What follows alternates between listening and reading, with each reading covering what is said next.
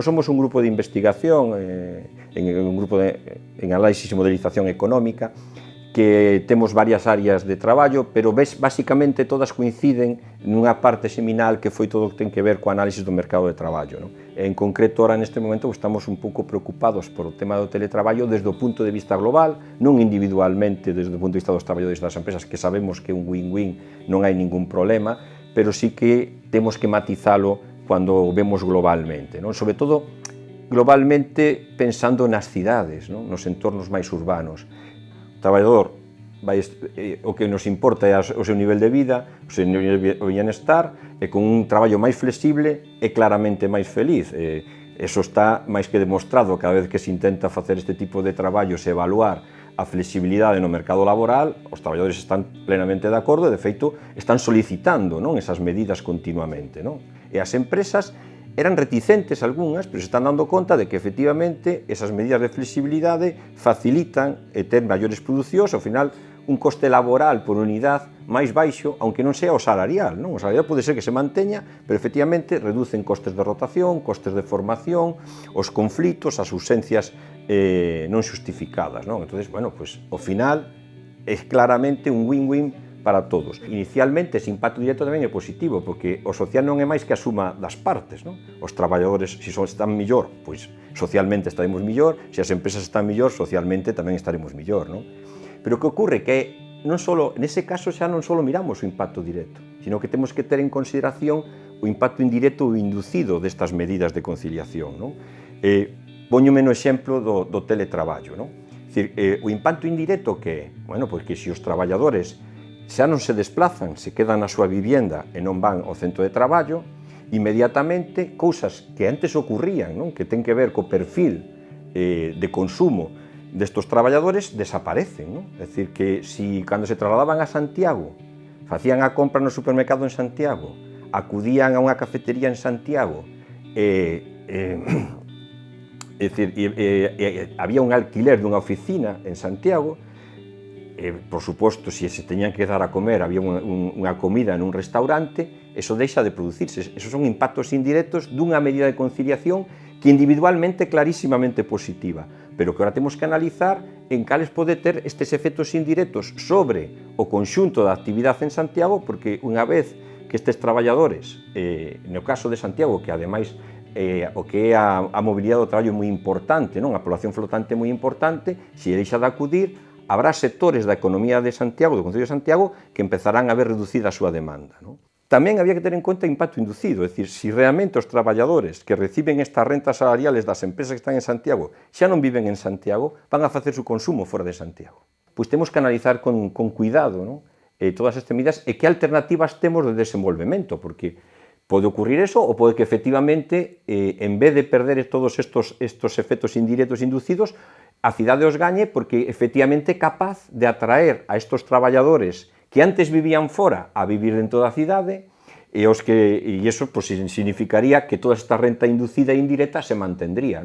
Efectivamente, cando nos desplazamos a Santiago desde fora, sí que un incremento de renta neto, se estuvéssemos en Santiago, seguiríamos iríamos a tomar o café igual, onde que estuvéssemos traballando na nosa casa, é posible, porque seguimos mantendo certo nivel de consumo fora, así que iso non sería problema. É dicir, a nivel individual estaba moi claro o beneficio tanto para os traballadores como para as empresas. A nivel social, a cousa pode ser diferente. E isto hai que telo en consideración, porque o que poden estar ganando unhas empresas o poden estar perdendo outras. E temos que ser coherentes de que isto pode ocurrir, sobre todo nunha cidade ca dependencia tan grande que ten da población flotante como Santiago. Non hai ningunha outra cidade en Galicia que teña esta dependencia. Están traballando casi 60.000 persoas en Santiago, das que só 30.000 residen, 30 algo mil, residen en Santiago. É dicir, que no momento en que efectivamente moitas destas medidas de conciliación, basicamente as basadas no teletraballo, sexan efectivas, pode ser que en vez dese fluxo diario dos 60.000, pois nos quedemos con 5 ou 10.000 desos 30.000 que se suman os que xa viven aquí. Entón, eso supón unha reconsideración de toda a estrutura de servicios de Santiago. Quen realmente ten máis facilidade para facer teletraballo, os homes ou as mulleres? A nivel formativo, quen o ten máis fácil? Os niveles formativos baixos ou os niveles formativos máis altos? Porque nós no que levamos traballando observamos estas cousas, non? Que, por exemplo, que a correlación é altísima entre niveles salariales altos e teletraballo. Básicamente, a correlación é positiva e moi forte, é dicir, se eres salarios baixos, a probabilidade de poder teletraballar é moi baixa, cando o teu salario é moi alto, a probabilidade de teletraballar é moi alta. Entón, fixadevos o que estaba comentando antes, se os que van a desplazarse son as das rentas máis altas, eses impactos inducidos sobre o consumo, non? A variación do consumo no concello son máis fortes tamén.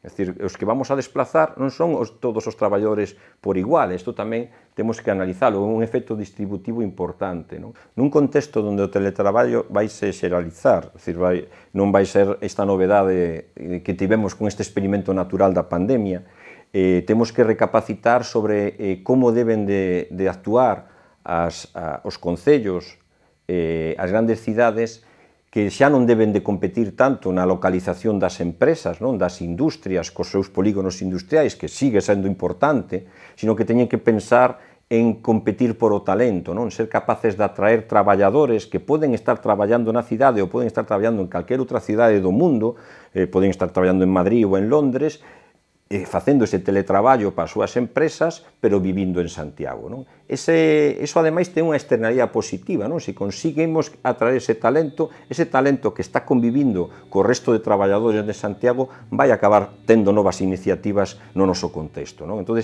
debemos de incentivar esa chegada de talento. Cidades en Estados Unidos xa están traballando nese sentido, están ofrecendo pois axuda a chegada deses traballadores, axuda que pode vir desde que efectivamente hai unha empresa vinculada ao concello que lles facilita o aloxamento, está con eles nesa chegada para dicirles, mira, isto funciona así nesta cidade, funciona desta forma en outra. Outros están subvencionando, de feito, o primeiro ano de estancia nesas cidades, ofrecendo a vivienda e ofrecendo unha subvención para o traslado. Non? Estamos a estes niveles de competencia, algo que aquí está empezando, está xurdindo en algunhas pequenas localidades a uns niveles moi pequenos, non? De feito, en algunhas destas grandes cidades americanas teñen uns presupostos bastante importantes para facer esta labor de captación de talento, non? Si temos fama de ser unha cidade ruidosa ou que dá mala vida, excesivamente nocturna, imagínate, pois, se hai problemas de seguridade cidadana, non? Todo este tipo de cuestións hai que telas moi en consideración se queres competir nes. É dicir, para competir por o talento hai que ser un lugar que demostre que ten unha calidad de vida moi elevada, que somos unha cidade agradable para vivir, sostible medioambientalmente, isto vai ser importante, estas cidades que efectivamente a todo chegamos andando teñen unha ventaxa, iso que se vai valorar, que sea un lugar agradable para educar os teus fillos, non? E despois, efectivamente, que teñamos a posibilidade, que nós tamén a temos, desa produción de alimentación ecolóxica vinculada ao terreno que sea próxima, que pode ser outra alternativa de desenvolvemento das nosas medianas cidades, non? Nós non temos grandes cidades, grandes aglomeracións urbanas, é unha ventaxa desde este punto de vista, non? Unha das primeiras cousas que vamos a facer é calcular cantos dos traballadores que hai en Santiago podrían ser susceptibles de teletraballar.